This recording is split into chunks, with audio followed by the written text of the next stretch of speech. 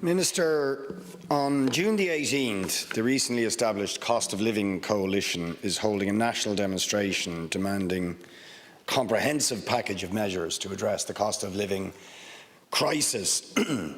That coalition involves workers, pensioners, lone parents, people on low and middle incomes.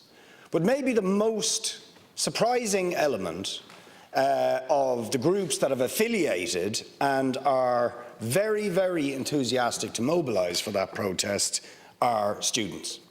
USI is affiliated, UCD is affiliated, and talking to some of the students this morning, they were saying that the response of young people and students to the idea that there's going to be protests over the cost of living is really quite phenomenal. And it's not something, to be honest, you would have expected. You know, when we had the big water protests a few years ago, it was mostly older people, and that was about the cost of living in effect.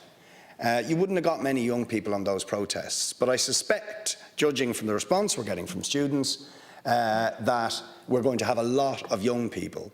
Now, why is that happening?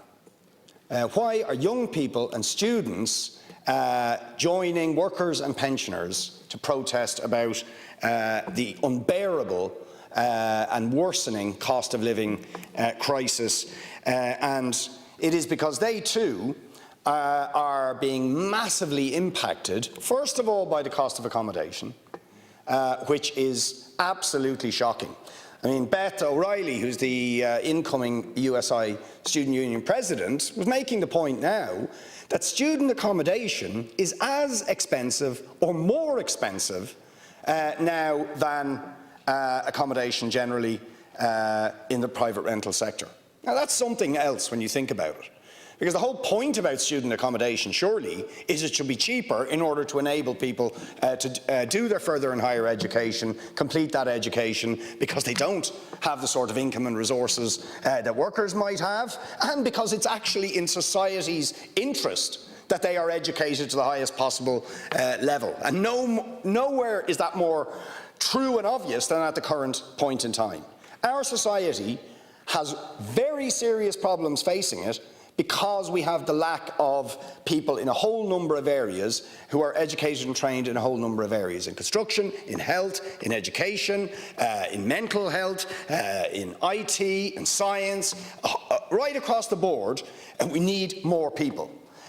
And those, they call them bottlenecks in euphemistic economic terms, but that means we have not invested enough in our most important resource, which is our young people, in training and educating them in order to do those things that our society needs to function and to grow.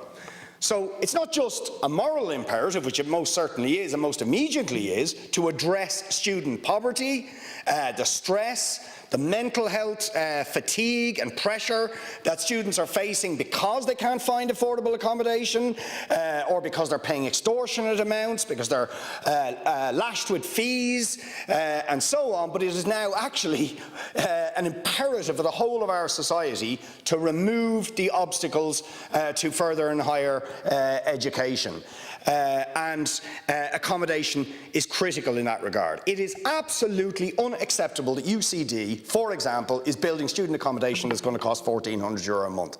That is an absolute outrage. This is a publicly funded university.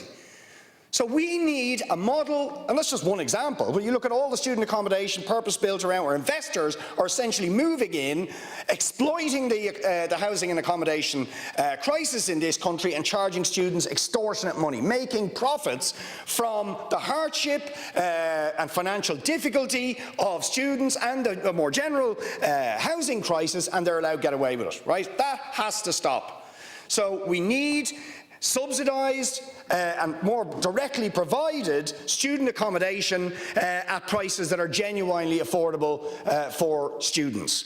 We need to remove all barriers to access to higher and third level education. The idea that there are any sort of barriers, exam barriers like leaving certs, or financial barriers, is frankly a throwback to an elitist, unequal society of the past, where there was a notion that only rich people should access education. That's what it's a legacy of, because it makes no rational sense in today's world to in any way limit or obstruct access to higher and further education. It makes no sense at all. It is totally counterproductive. I've raised on multiple occasions the issue of funding for educational and counselling psychologists. Right? It's ridiculous. We have got massive waiting lists for assessments and for the provision of services for children with special needs, and we have young people who want to be qualified in these things but are being obstructed in doing so because of having to pay 11 or 15,000 euro in fees to do postgrads in education and counselling psychology. It's madness. We have graduate medicine entry people paying 15,000 euro in fees who want to be doctors. And we have a shortage of doctors. It's crazy to obstruct them. It's crazy to have fees, and it's crazy to have exam barriers which are making it more difficult for people to enter into further and higher education and imposing incredible stress and pressure on our young people. And frankly, the Leaving Cert is putting young people, many of them, off education. It's actually inhibiting them from developing their full creative potential. So I would argue with you, Minister, that we need free education in the interest of students and in the interest of society, and we need to solve the student accommodation crisis. I haven't time to say something about apprentices, other than to say the fees should go for them too, and apprentices should be given college places near where they live, because the cost of them travelling is absolutely unbearable for many students in terms of accommodation and transport costs if we're going to get the apprentices and the tradespeople we need to solve so many problems we're well aware of in our society. Thank you, Deputy Boyd Barrett.